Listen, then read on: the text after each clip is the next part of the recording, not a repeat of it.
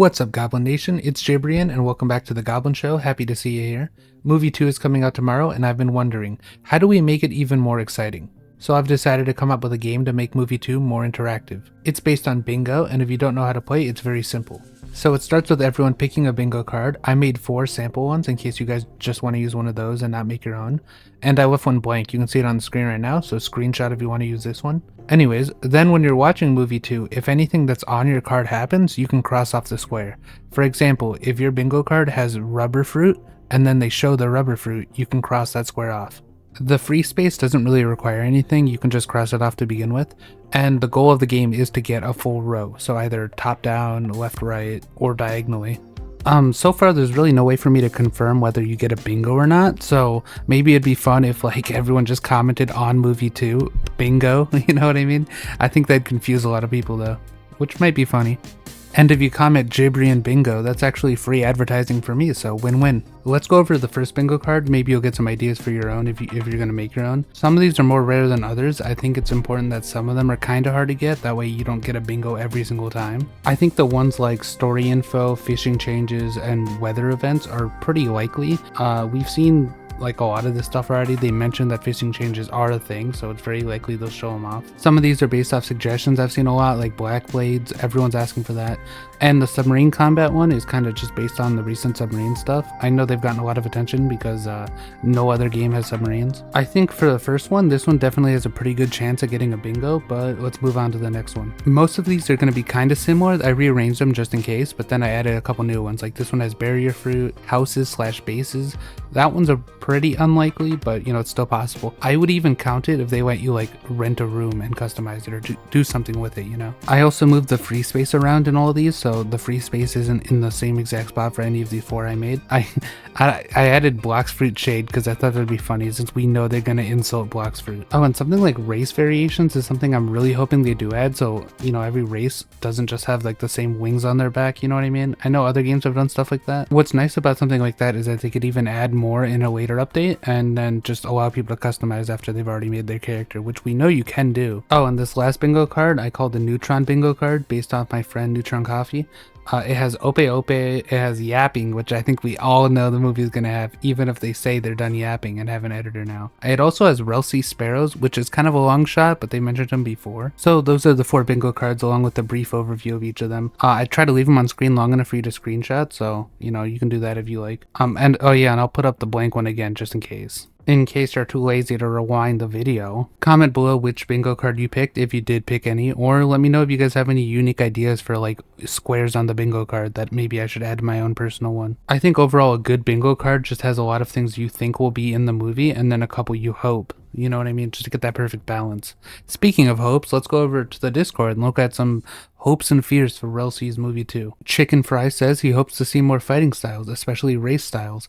I agree with this one. There's actually a lot of styles we know are in the game but have not seen, like Sanji's fighting style and then Electro from the Minx. And yes, I know they have shown Diable Jambe. I'm saying we haven't seen it in use against like an enemy. Over here, TTMI wants race variations. This is like I mentioned on the bingo card. This is actually where I got the idea for the bingo square. Basically different types of horns if you're doing a Zoan, different styles of wings. I know in Blox Fruit, I think they just have one for each race and it just ends up looking really lazy. And King Hydra has I guess this is more of a fear. It's a game that goes nowhere, meaning like a game that doesn't have a good end game where you just like grind and then at the end you're like, what's the point? There's nothing to do now. This is one of those things that's hardest for developers to balance, and especially in open world games. Most games just kind of keep the game alive by like doing PvP and leaning into that, since players can infinitely create content for themselves, but it's really easy for PvE people to get left behind. Like I hope they add dungeons or something that we can do. New bosses. And Gengar has some things he doesn't want to see in Rell. I always kind of like looking at these because I feel like you get a unique angle on some like things, because everyone has suggestions, but when you come up with things you don't want, that's where people start having discussions, and I think it's more interesting. Their first fear is that Geppo's gonna be OP, and they're saying they want it to be trash and only useful in combat, which, or maybe that's what they're afraid of. I'm not really sure based on the way they worded it, but I think it'd be cool if you could just Geppo around. They already have a parkour system, so maybe it'll combo into that pretty well. My fear is that we'll get like a Blox Fruit system where people are just flying around constantly and it'll just look terrible. I don't think we have to worry about attacks doing 90% of your health just because of the way the system is with the combos and all that, and bosses seem to have attack patterns, so I don't think they'll be spamming either. Now about mounts being bad, I'm pretty sure they're going to be good since I think they're pretty necessary for moving across land a lot, you know? So I'm not really worried on that front. I think number 8 is a really good one because it's something I've never thought about. Like, normally in these kinds of games, when there's an event, text will pop up on screen saying, you know, the smoke boss has spawned, and then you know that you should go to where that event is. This one actually suggests that instead of that, every like town would have like sirens or an announcement, you know, boards, and then those would tell you when the events are, which I think is a pretty cool idea, especially for immersion. I think number 9 is actually proven not to be true, since I remember them saying that if your mount gets hit, it'll despawn, so I don't think you're supposed to be fighting with mounts, and I kind of agree. And then for number 10, we have not a lot of fish or animal variety.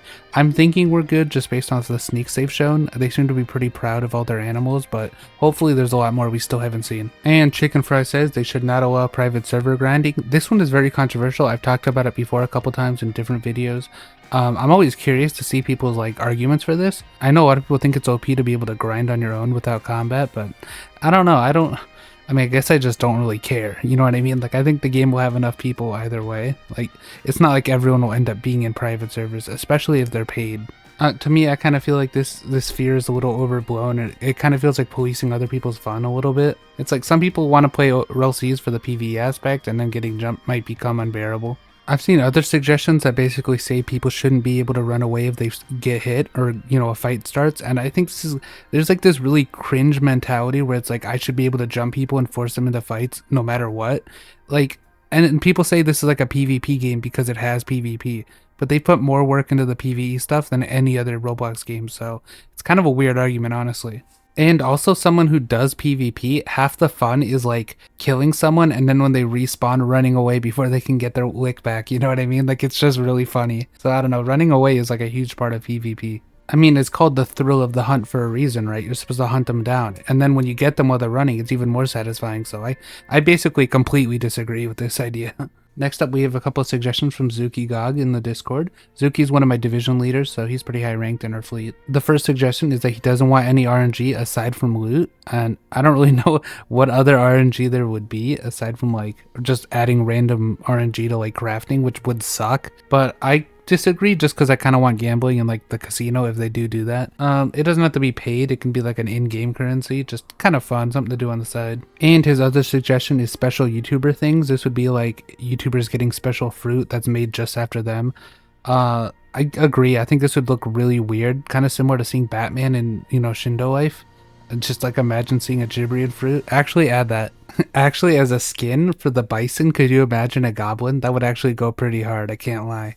So I don't like this idea, except for ones for me, personally. That's not because I'm biased. Anyways, that's all I got for the video. I hope you guys enjoyed. I wasn't planning on making this one actually very long. I just kind of wanted to do the bingo thing, but then I was like, you know, people do suggestions, and sometimes I feel bad if I don't do a suggestion video that week, so I ended up adding some to the end of this one just to get through some. Don't forget to like and comment if you did enjoy it. That really helps me out. And I'll be back after movie 2 with a bunch of coverage, some breakdowns, maybe some analysis, any like deep dive new info we get. Hopefully there's a lot of details I can find out that aren't like super obvious, so I'll put those in the video. And see you next time. You want fat tears, like, didn't you make a chair?